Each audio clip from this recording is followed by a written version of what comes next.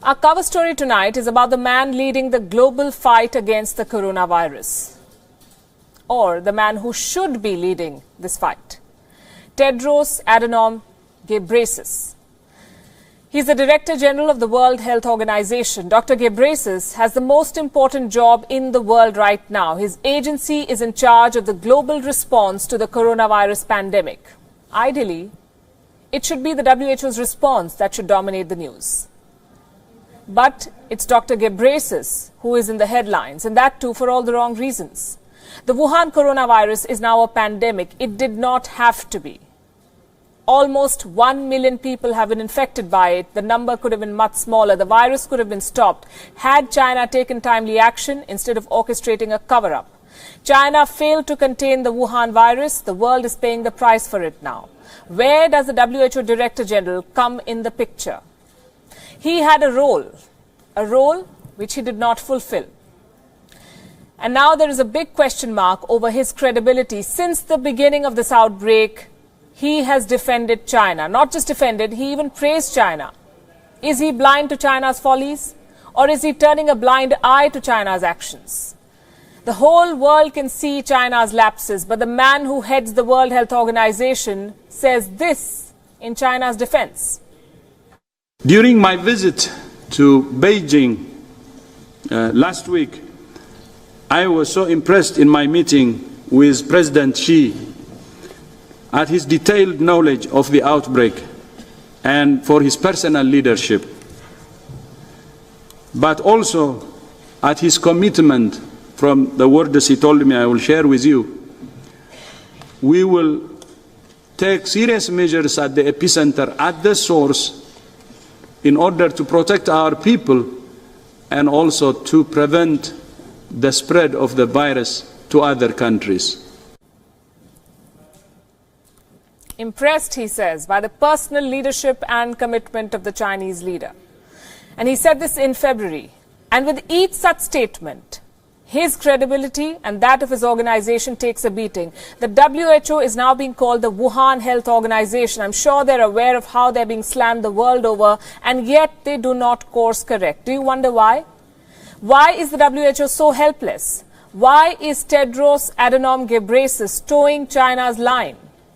We dug into his past to look for the answers, and we stumbled on a very interesting story. Listen to this.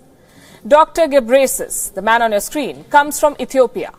His election as the WHO chief was unprecedented for two reasons. A, he was the first African to be appointed Director General, and B, he was the first non-doctor candidate to get this post. He's called Dr. Ghebreyesus, but he does not have a degree in medicine. He has a PhD in community health. So how did he become the WHO Director General? His appointment, in fact, any DG's appointment, is made through an election. And Dr. Ghebreyesus ran a successful campaign to get this job. He had powerful backers, no prizes for guessing who.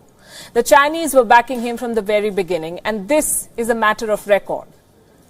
Dr. Ghebreyesus' campaign had China's support. Beijing voted in his favor. They even helped him whip the votes. And this is just one part of his link. The second part relates to his previous job. Dr. Ghebreyesus was the health minister of Ethiopia. His record was controversial. Many cited it as a reason why he should not be the chief of the WHO, but China prevailed. So what did he do wrong? Covered an epidemic. Would you believe it? Under him, the Ethiopian Health Ministry was accused of hiding suspected cases of cholera. He's done this in the past. The third part of our story features the First Lady of China. Her name is Peng Liyuan. She is President Xi Jinping's wife and a WHO Goodwill Ambassador. It's a post that she's held for many years. She was appointed under the previous Director General, but she has been working with the current one.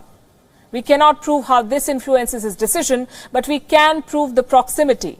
Dr. Ghebreyesus has also served as the Foreign Minister of Ethiopia. For more than a decade now, Ethiopia's economy has been largely dependent on China. Between the years 2006 and 2015, China and Chinese entities have loaned more than $13 billion to Ethiopia.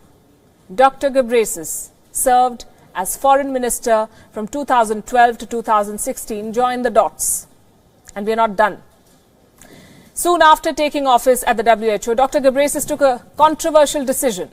He proposed the name of Zimbabwe's dictator Robert Mugabe to become a WHO Goodwill Ambassador. Why is this curious? Because Robert Mugabe was China's man, financed and armed by the Chinese in the 1970s and supported for decades. The proposal to make him a WHO Goodwill Ambassador was met with outrage. Dr. Ghebreyesus had to drop the idea. And now once again, he's in the news for hiding an outbreak and making outrageous statements. Is this payback for China's support in 2017? The WHO is yet to acknowledge the evidence against China. Dr. Ghebreyesus now appears daily before the press explaining in detail the increasing number of cases every day and increasingly echoing Beijing's words. The World Health Organization was not always so compromised. When the SARS outbreak happened in 2003, the woman who led the WHO was Dr. Gro Harlem Brundtland. She took a historic decision then. She issued the WHO's first travel advisory in 55 years. It recommended against travel to and from southern China. She called Beijing out. She slammed China for covering up the outbreak, for muzzling whistleblowers, for censoring the media. 13 years on, China is following the same playbook, but this time after installing an ally at the head of the world body.